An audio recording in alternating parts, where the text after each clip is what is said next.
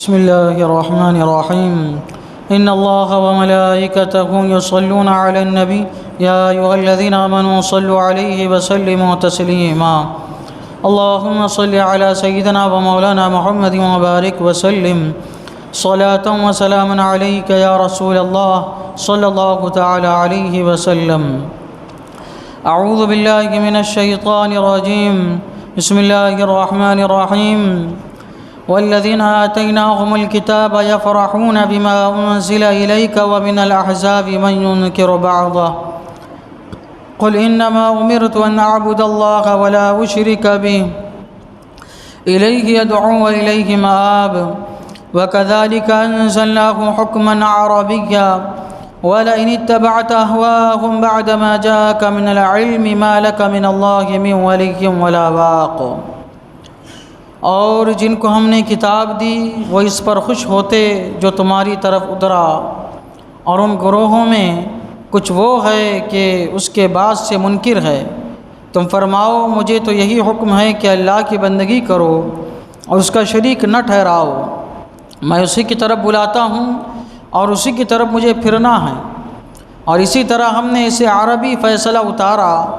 اور اے سننے والے اگر تو ان کی خواہشوں پر چلے گا بعد اس کے کہ تجھے علم آ چکا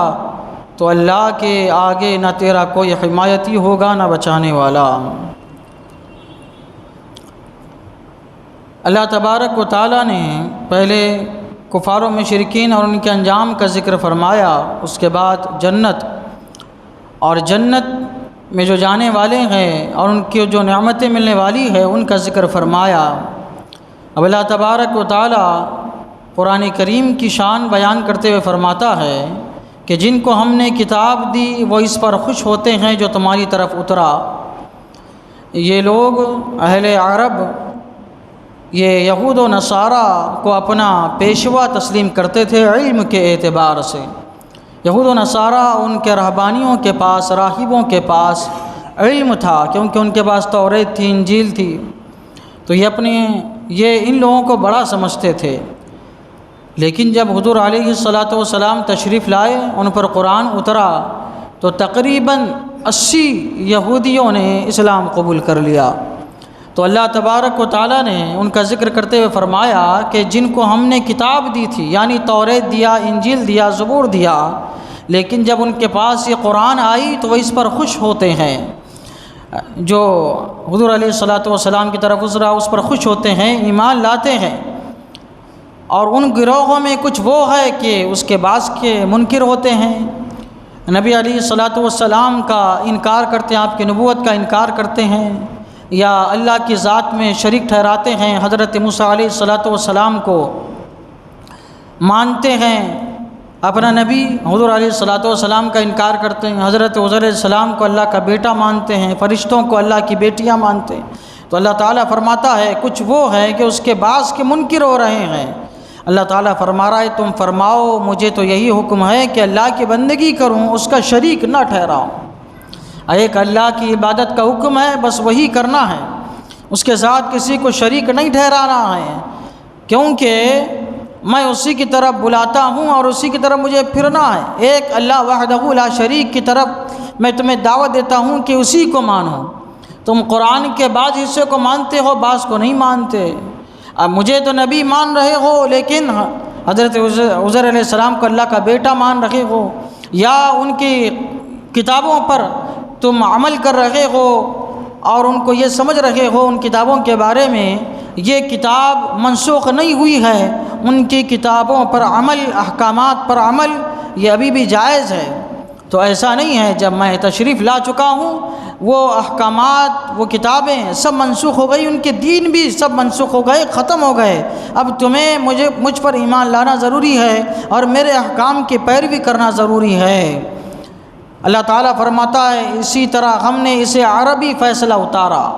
ہم نے توریت بھی اتاری، انجیل بھی اتارا، زبور بھی ہم نے ہی اتارا، لیکن اب ہم اپنے نبی کو یہ قرآن عطا کر رہے ہیں جو عربی میں عطا کر رہے ہیں، اور یہ فیصلے کی باتیں ہم ان کو عطا کر رہے ہیں۔ اب اس میں جو فیصلہ ہوگا اس کو ماننا ضروری ہوگا۔ اللہ تبارک و تعالیٰ فرماتا ہے اور اے سننے والے اگر تو ان کی خواہشوں پر چلے گا بعد اس کے کہ تجھے علم آ چکا، یعنی یہود و نصارہ جو ایمان نہیں لائے ہیں